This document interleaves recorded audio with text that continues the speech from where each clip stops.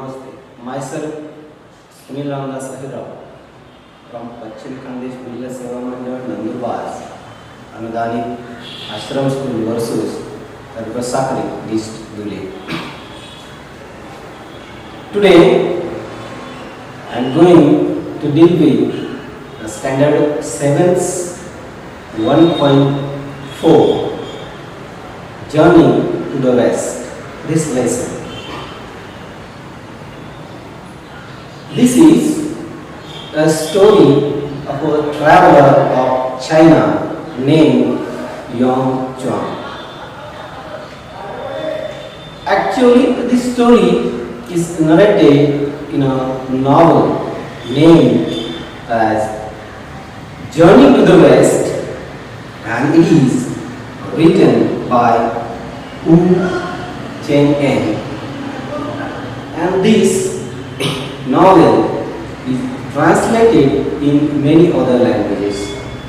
But Journey to the West, it is a related term. Journey to the West हे अशी संबंधित संज्ञा आहे की आपल्याला वाटतं journey to the west. It is not the journey of Indian person to the west side, but it's a journey of Chinese traveller to their west side. Means from China's west side. We consider it as America or England, but for China we are the western countries. India is the western country. म्हणजे चायनाच्या संदर्भात जर घेतलं तर चीनसाठी त्यांची पश्चिम side कोणती तर भारत, पाकिस्तान, अफगाणिस्तान, कझाकिस्तान हे देश आहेत. म्हणून इथे ही टर्म जे वापरलेली आहे जर्नी टू द वेस्ट म्हणजे त्यांचा पश्चिमेकडचा प्रवास. When we read the word journey to the west, we naturally start thinking about a journey to the western countries like England and America, but the west is a relative term and we are the western for them. म्हणजे चीनसाठी आपण पाश्चिमात्य देशातले लोक आहोत आणि त्यांचा चीन पासून तर भारतापर्यंतचा प्रवास या कादंबरीमध्ये दिलेला आहे, वर्णन केलेला आहे. In those days, travel from China to India was not an easy task. One had to travel thousands of miles on foot and horseback, crossing deserts, crossing snow-clad mountains, crossing strange, unfamiliar regions, using roads where bandits and robbers roamed. Who could do it? But Yong Chuang had a dream, and he wanted to take Buddhist scriptures from India to his homeland in China, and it was like a pilgrimage to him. खरं तर चीनमधून भारतात येऊन भारताचे जे scriptures आहेत, धार्मिक पवित्र ग्रंथ आहेत बौद्ध धर्माचे, त्या धर्मग्रंथांचा अभ्यास करून ते आपल्या देशामध्ये घेऊन जाण्यासाठी यॉंग chuang या ट्रॅव्हलरला भारतामध्ये यायचं होतं. आणि त्याचं हे स्वप्न होतं की भारतात येऊन हे पवित्र ग्रंथांचा अभ्यास करून हे ज्ञान त्याने चीनमध्ये घेऊन जाणं हे त्याचं स्वप्न होतं. आणि हे इतकं सोपं नव्हतं. चायनातून भारतात येण्यासाठी प्रवासामध्ये अनेक वाळवंट होते, उंच उंच पर्वत होते, बर्फाच्छादित पर्वत होते आणि असे अनोळखी निर्जन असे कितीतरी प्रांतातून त्यांना ओलांडून पार करून यायचं होतं. आणि जंगलामध्ये अशा अनोळखी विचित्र ठिकाणी त्यांना रॉबर्स, अनेक लुटारू, दरोडेखोर, चोर यांची सुद्धा भीती होती. म्हणून हा प्रवास चीन ते भारत इतका सोपा नव्हता. तो खूप अडचणींनी भरलेला होता. पण त्यांचं हे स्वप्न होतं की भारतात जाऊन हे पवित्र धर्मग्रंथ आपल्या देशापर्यंत आणले पाहिजे, हे ज्ञान आपल्या देशाला मिळालं पाहिजे, हे त्यांचं स्वप्न होतं. आणि त्यासाठीच ते भारतात आलं. त्यांच्यासाठी हा प्रवास म्हणजे केवळ प्रवास नव्हता, त्यांच्यासाठी ही धर्म यात्रा होती, ही एक तीर्थयात्रा होती. जणू काही भारत हे त्यांना बुद्ध धर्माचं तीर्थ वाटत होतं आणि म्हणून हे पवित्र ग्रंथ आपल्या देशामध्ये घेऊन जाण्यासाठी भारतात येण्याचं स्वप्न उराशी बाळगले होते. Yongzheng undertook the long and difficult journey to follow his dream for 17 long years. He kept on traveling, suffering many hardships on the way. He traveled across the Gobi Desert, then along the Tian Shan mountain range, and on along the Silk Road through regions. त्यांनी हा प्रवास जेव्हा सुरू केला तेव्हा रस्त्यामध्ये त्यांना वाळवंट लागलं. गॉबी डिझर्ट, गॉबी नावाचा वाळवंट त्यांना पार करावं लागलं. वाळवंट पार केल्यानंतर त्यांना पर्वत रांगा लागल्या. तियानशान नावाच्या पर्वत रांगा त्यांना पार करून याव्या लागल्या. एवढंच नाही तर त्यानंतर त्या सिल्क रूटने प्रवास करत असताना त्यांना एका देशातून दुसऱ्या देशामध्ये जावं लागलं. त्यांना कझाकिस्तान, उझबेकिस्तान, अफगाणिस्तान, पाकिस्तान अशा एकाहून दुसऱ्या देशांमधून प्रवास करत करत भारतामध्ये यावं लागलं. हा प्रवास वाटतो तितका सोपा नव्हता. हा काही सरळ आजच्या आधुनिक युगातले रस्ते नव्हते. त्यांना वाळवंट, पर्वत, बर्फाच्छादित पर्वत आणि अनेक अशा अनोखी प्रांतातून हा खडतर प्रवास करत करत भारतापर्यंत पोहोचले.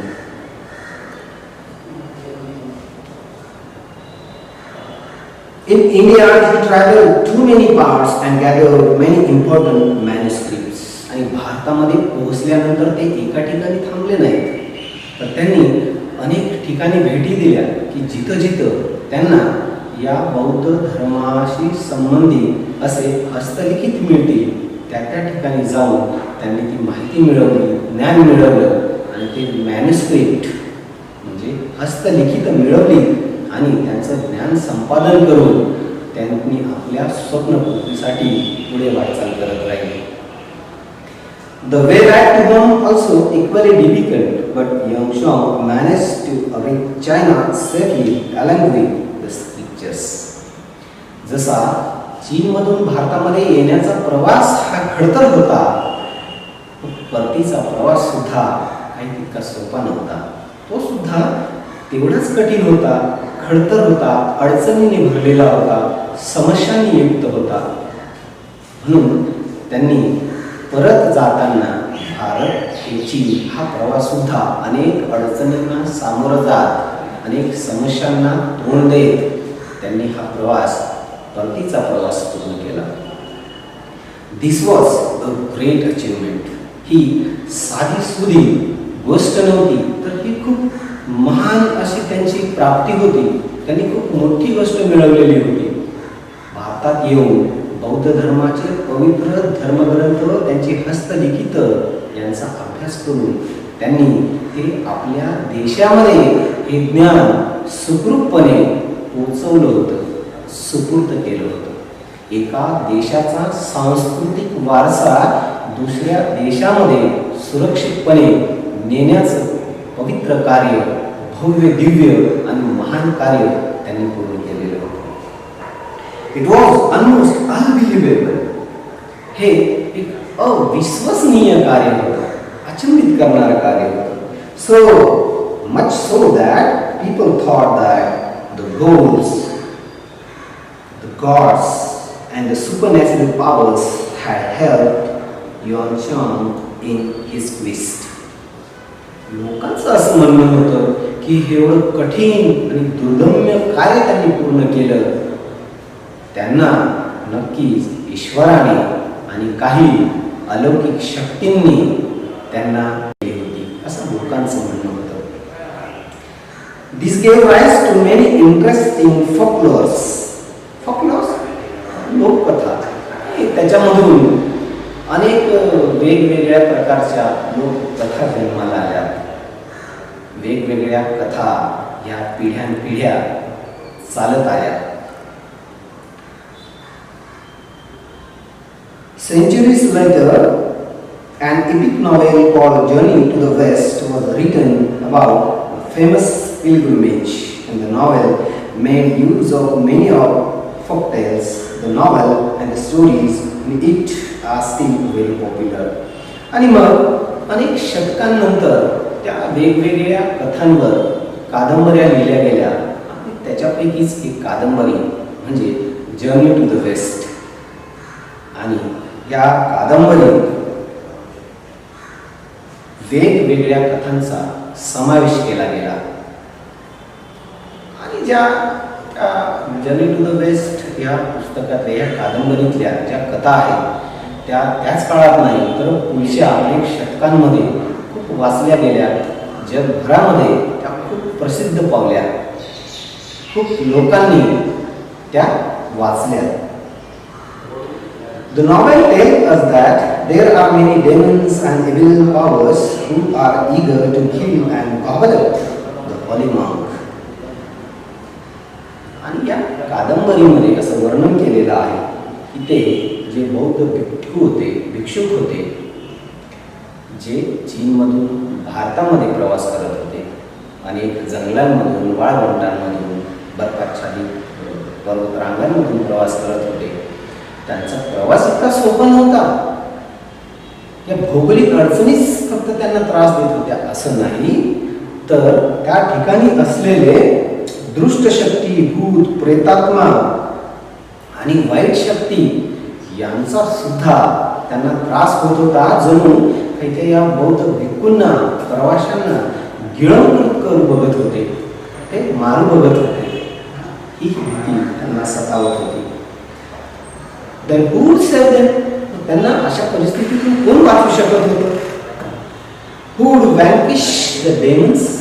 आणि मग अशा दुष्ट शक्तींना कोण पराभूत करू शकत होतं, कोण हरू शकत होतं, नाही का? Well, the Guanyin deity, who is goddess of mercy, has seen to that she has assigned this task to 3 special people. आणि मग जी दयेची, करुणेची देवता होती ग्वानियन, त्यांनी ही जबाबदारी घेतली आणि हे काम 3 विशिष्ट लोकांना त्यांनी ही जबाबदारी सोपवली.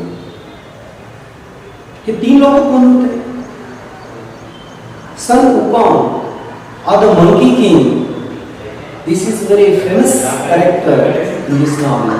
या कादंबरीतलं हे खूप नामवंत, प्रसिद्ध पावलेलं असं पात्र आहे. जुबाजी or the Pixie, and third character is Shan Wuzing or the Sand Priest. असे 3 लोकांना ही जबाबदारी त्या देवीने सोपवली आणि त्यांना या मुआंगसाठी मदत करण्याची जबाबदारी देण्यात आली. Now these 3 characters are no saints. हे जे 3 पात्र आहेत ते काही संत वगैरे नव्हते. In fact, though they have supernatural powers, they are known troublemakers. त्यांच्याकडे अलौकिक शक्ती होती, पण त्यांना ट्रबल मेकर्स म्हणजे काय, तर ते अडचणी निर्माण करणारे म्हणून सुद्धा त्यांना ओळखलं जायचं. कारण so that the God have thrown them out of heaven, आणि त्यांच्या या फडकरपणामुळेच त्यांना देवाने, ईश्वराने स्वर्गातून बाहेर फेकलेलं होतं, बाहेर काढलेलं होतं. त्यांना स्वर्गाला मुकावं लागलं होतं त्यांच्या अशा वागण्यामुळे, खोडकर वागण्यामुळे. However, the kind deity Guanyin has offered each of them one chance. If you help the holy monk in his pilgrimage to India, if you use your powers for good works, then you may return to heaven. That is why the 3 characters have agreed to Yongzhang's disciples and to help Yongzhang in his difficult journey. आणि त्या देवीने, कृपेच्या देवीने, दयेच्या देवीने, करुणेच्या देवीने या 3घांना एक पुन्हा संधी दिली की तुम्हाला तुमची चूक सुधारण्याची मी संधी देते, परंतु योंगशॉंग चीन पासून तर भारतापर्यंतचा जो प्रवास करणार आहे, ही तीर्थयात्रा करणार आहे, त्याच्यामध्ये तुम्हाला उपलब्ध झालेल्या अलौकिक शक्तीचा उपयोग तुम्ही चांगल्या कामासाठी केला आणि त्यांना त्यांच्या तीर्थयात्रेमध्ये तुम्ही मदत केली, तर तुम्हाला परत स्वर्गात येता येऊ शकतं, ही संधी त्यांना दिली आणि त्यांच्यावर योंगशॉंग यांच्या प्रवासात त्यांना मदत करण्याची जबाबदारी त्यांच्यावर सोपवण्यात आली या अटीवर. And sure enough, they have many thrilling, exciting and sometimes humorous adventures on the way to the Holy Land, India. आणि मग रस्त्यामध्ये त्यांना असे थरारक, रोमांचक, खळबळजनक आणि गमतीदार आणि विनोदी अशा कितीतरी ॲडव्हेंचर्सला त्यांना सामोरं जावं लागलं. The most powerful among them, the disciple, is Sun Wukong, the monkey king. आणि त्या तिन्ही पात्रांमध्ये सगळ्यात शक्तिमान जर कोण असेल तर तो सन वुकॉंग म्हणजे द मंकी किंग. त्याच्यामध्ये वेगवेगळी वैशिष्ट्य होते, वेगवेगळ्या शक्ती त्याच्यामध्ये होत्या. Everything about him is extraordinary. त्याच्याविषयी जे जे काही होतं प्रत्येक गोष्ट एक अशी अलौकिक होती, असामान्य होती त्याच्यामध्ये. He has been when windows blew over a hailstone egg on the flower fruit mountain. त्याचा जन्म तेव्हा झाला जेव्हा फ्लावर फ्रूट माउंटेनवर खूप जोराची हवा वाहत होती. He is able to transfer himself into 72 different ways. आणि तो स्वतःमध्ये कमीत कमी 72 प्रकारे बदल करू शकत होता स्वतःमध्ये. Not only that, he can also transform each of his hair strands into any living or non-living thing of his choice. एवढंच नाही तर तो त्याच्या इच्छेनुसार स्वतःला लिव्हिंग थिंग किंवा नॉन लिव्हिंग थिंग म्हणजे सजीव किंवा निर्जीव अशा कोणत्याही व्यक्तीमध्ये वस्तूमध्ये तो स्वतःला रूपांतरित करू शकत होता, बदल करू शकत होता. अजून एक मंकी किंगचं वैशिष्ट्य होतं. He is as you wish gold banded causal is also magical. आणि त्याच्या हातामध्ये एक सुवर्ण सोटा, एक स्टाफ, एक काठी अशी होती की ती मॅजिकल होती म्हणजे जादुई होती. त्याच्यामध्ये खूप शक्ती होती. It can grow as big as pillar supporting the sky but at the other time it becomes as tiny as a needle.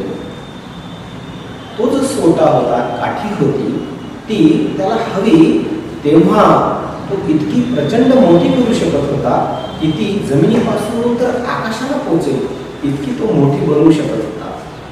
आणि हवी तेव्हा अगदी लहान सुईच्या आकाराची छोटी सुद्धा करू शकत होता. हे अजून कौशल्य त्याच्यामध्ये. Then the monkey king just tucks it away behind his ear. आणि मग ती छोटीशी सुई एवढी केलेली सोन्याची काठी सोटा तो अगदी त्याच्या कानाच्या मागे ठेवून ती लपू शकत होता. हे सुद्धा अजून एक कौशल्य त्याच्यामध्ये होतं. The Sun Wukong can travel thousands of kilometers in just one somersault. Somersault म्हणजे एक ओलांड उडी.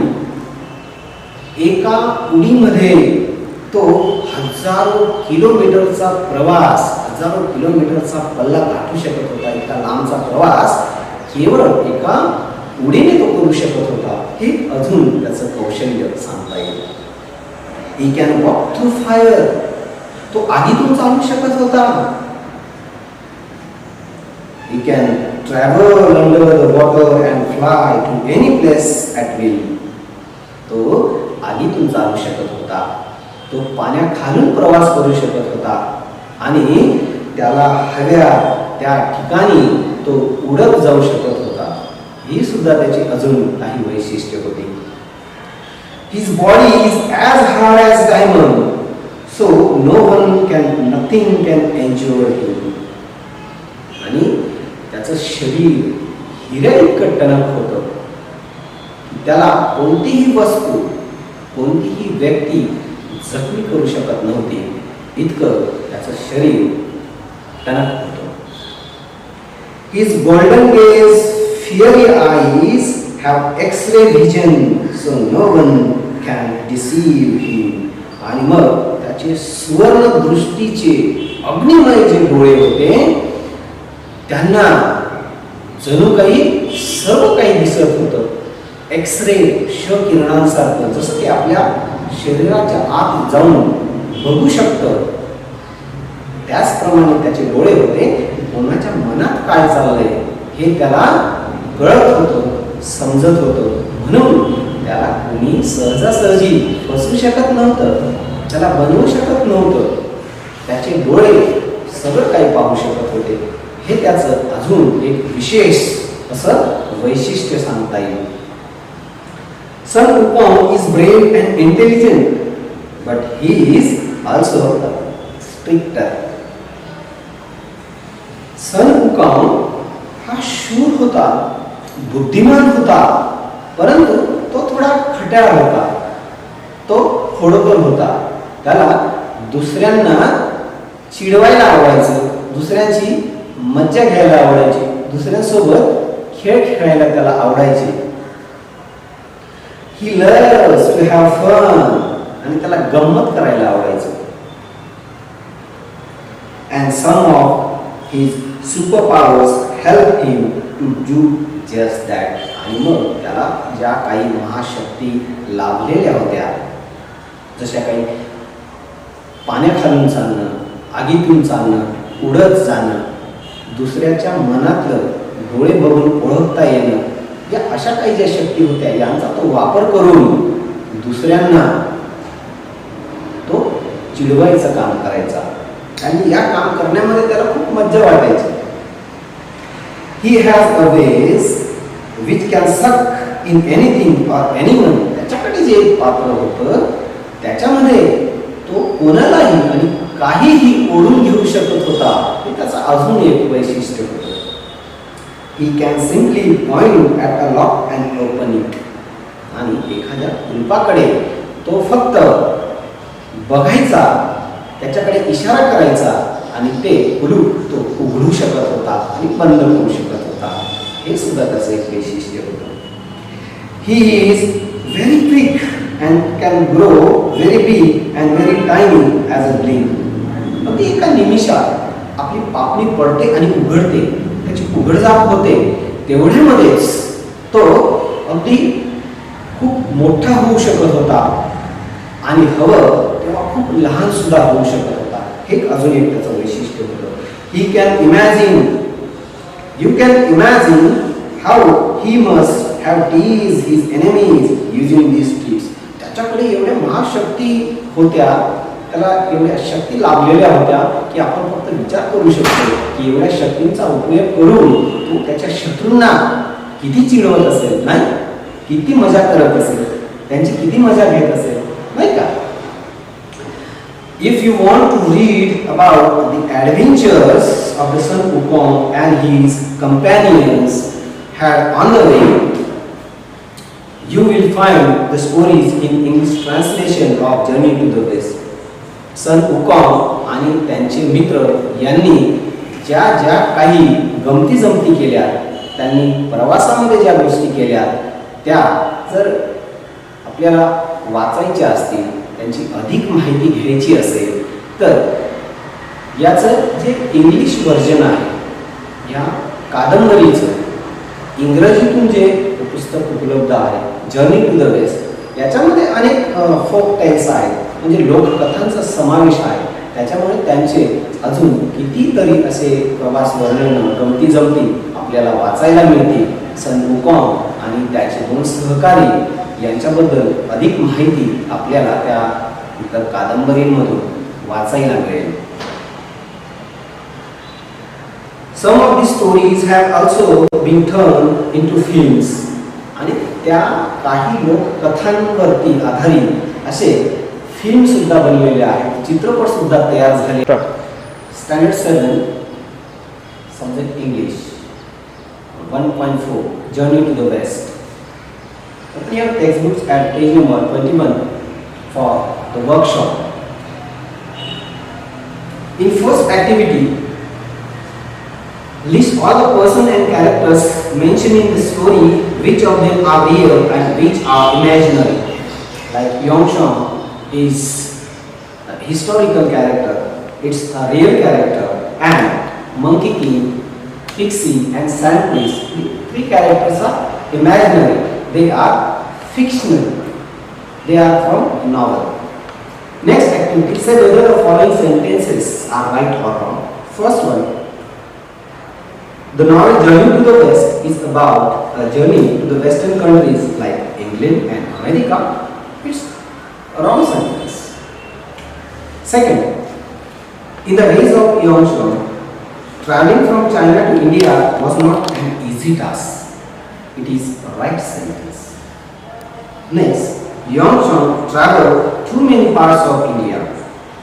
It is a right sentence. Yeongshong's way back home was relatively easy. It is a wrong sentence. Gods and supernatural powers had helped Yeongshong in his quest. People think so. It is right. The 3 disciples of Yeongshong were 3 saints. It is a wrong sentence. Next, the 3 disciples have supernatural powers. This sentence is correct. It's the right sentence. Third activity, write any 5 features of Sun Wukong character that you like the best. We have seen his many features. त्याची खूप वैशिष्ट्ये बघितली. त्याच्यापैकी 5 वैशिष्ट्ये त्याची आपल्याला या tree diagram मध्ये लिहायची आहेत. He can walk through the fire. पहिलं, he can travel under the water. हे दुसरं. तिसरं वैशिष्ट्य सांगता येईल, he can grow big as a pillar. चौथं वैशिष्ट्य सांगता येईल, he can become a tiny as a needle. एक वैशिष्ट्य सांगता येईल, he can transform in 7 different ways. तो 72 प्रकारे स्वतःमध्ये परिवर्तन घडू शकतो. हे 5 आणि अजून काही वैशिष्ट्ये आपल्याला या ट्री डायग्राम मध्ये आपल्याला सांगता येते. Turn to page number 22. पुढच्या ऍक्टिव्हिटी दिलेली आहे comparison. Just read as big as a pillar, as tiny as a needle, as big as an elephant, as tiny as an ant, as hard as a stone, as soft as a wool, as sweet as honey, as sharp as blade. Next activity, fifth activity, that is affixation. Affixation, for example, count हा शब्द घेतला. Count या शब्दाला आपण route word असं म्हणतो किंवा route असं म्हणूया. हा मूळ शब्द आहे आणि या शब्दाच्या अगोदर एक किंवा एकापेक्षा लेटर्स आपण जोडून नवीन शब्द, अर्थपूर्ण शब्द तयार करतो. त्याला प्रेफिक्स असं म्हणतात. प्रेमिक्स बिफोर, अगोदर शब्दाच्या अगोदर काही अक्षर जोडून नवीन अर्थपूर्ण शब्द तयार केला. आणि इथं काउंटला अन जोडल्यामुळे अनकाउंट हा एक नवीन शब्द तयार झाला. जेव्हा मूळ शब्दाच्या पुढे, मूळ शब्दाच्या नंतर आपण काही अक्षर जोडून नवीन शब्द तयार करतो त्याला सफिक्स असं म्हणतो. आणि इथं एबल हे सफिक्स जोडलं आणि काउंटेबल हा शब्द तयार झाला. जर आपण प्रेफिक्स आणि सफिक्स दोघे जोडले या रूट वर्डला काउंटला तर नवीन शब्द तयार होईल अनकाउंटेबल. याचप्रमाणे आपण शब्दाच्या अगोदर किंवा शब्दाच्या नंतर काही अक्षर जोडून आपण नवीन शब्द तयार करू शकतो. याला ॲफिक्सेशन असं म्हटलं जातं. त्याचे दोन प्रकार, प्रेफिक्स आणि सफिक्स. पुढची ॲक्टिव्हिटी आहे opposite words. Give the meaning of unfamiliar म्हणजे अनोळखी, अपरिचित, अनबिलिव्हेबल, अविश्वसनीय. काही अपोजिट वर्ड्स दिलेले आहेत. Unsafe, unimportant, uninteresting, unknown, unkind, अनइंटेलिजंट. सगळ्यांच्या अगोदर UN हे प्रेफिक्स लागलेला आहे आणि हे शब्दाचा अर्थ बदलतो आणि नकारार्थी त्याचा अर्थ निघतो. जसं अनसेफ मधून अन काढून टाकला तर सेफ होईल, तसं प्रत्येक शब्दातून आपण अन रिमूव्ह केल्यानंतर काढल्यानंतर एक नवीन शब्द तयार होतो. जसं प्रेफिक्स जोडल्यानंतर नवीन शब्द तयार होतो त्याचप्रमाणे प्रेफिक्स काढल्यानंतर सुद्धा एक नवीन अर्थपूर्ण शब्द तयार होतो. लँग्वेज स्टडीमध्ये आपल्याला आपण मागच्या लेसनमध्ये टाइप्स ऑफ नाउन्स हे बघितले होते 1.3 मध्ये. त्याच्यामध्ये कॉमन नाउन आणि प्रॉपर नाउन हा टॉपिक झालेला आहे. आता आपल्याला कॉमन नाउन बघायचं. थिंग्स, प्लेस और person if they have given specific name then it is proper noun and other remaining are common nouns. Common nouns have two types. First one is countable nouns and second one is uncountable nouns. Countable nouns are those which we can count in numbers 1, 2, 3 and so on. But uncountable nouns we cannot count them in numbers like 1, 2, 3. उदाहरणार्थ countable noun हे मोजण्याजोगे असतात. ते आपण 1, 2, 3 अशा numbers मध्ये मोजू शकतो. उदाहरणार्थ वर्ड, एक शब्द.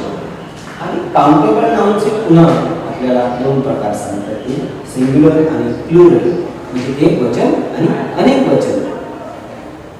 फॉर एक्झाम्पल वर्ड हे एक वचनी आहे, सिंग्युलर आहे आणि त्याचा प्लुरल म्हणजे अनेक वचनी फॉर्म हा वर्ड्स आहे. लाईकवाईज माइल, miles, story, stories. Uncountable nouns हे आपल्याला 1, 2, 3 असे मोजता येत नाहीत. उदाहरणार्थ हेअर. आपण केस, माझ्या डोक्यावर 100 केस आहेत, 200 आहेत असं आपण मोजत नाही. हेअर्स असं म्हणत नाही, आपण म्हणतो hair, brown hair, black hair, white hair असंच म्हणतो. तसंच फायर, एक फायर, 2 फायर असं म्हणत नाही. फायर, वॉटर हे अनकाउंटेबल नाउन्स आहे. यानंतर पुढची ऍक्टिव्हिटी आहे find 5 countable nouns from the passage and write their singular and plural forms. या पाठामधून काही काउंटेबल नाउन शोधायचे आणि त्यांचे सिंग्युलर आणि प्लुरल अशा 2 वेगवेगळ्या कॉलममध्ये ते लिहायचे आहे. उदाहरणार्थ year, years, day, days, foot, feet, reason, reasons, century, centuries, robber, robbers. हे काही उदाहरणं मी तुम्हाला सांगितली. याच्यातले अजून काही नवीन उदाहरणं शोधून तुमची लिस्ट वाढवता येईल. पुढची ऍक्टिव्हिटी आहे list the units that we use to measure the followings. म्हणजे आपण काही गोष्टी उदाहरणार्थ वॉटर, लिट, डिस्टन्स आणि वेट यांचं मोजमाप करण्याची जी प्रमाणे आहेत ती कोणती आहेत. तर वॉटर कशामध्ये मोजतो? लिटरमध्ये, मिल्क लिटरमध्ये, मिलीलिटरमध्ये, डिस्टन्स किलोमीटरमध्ये, माइल्समध्ये आणि वेट किलोग्रॅममध्ये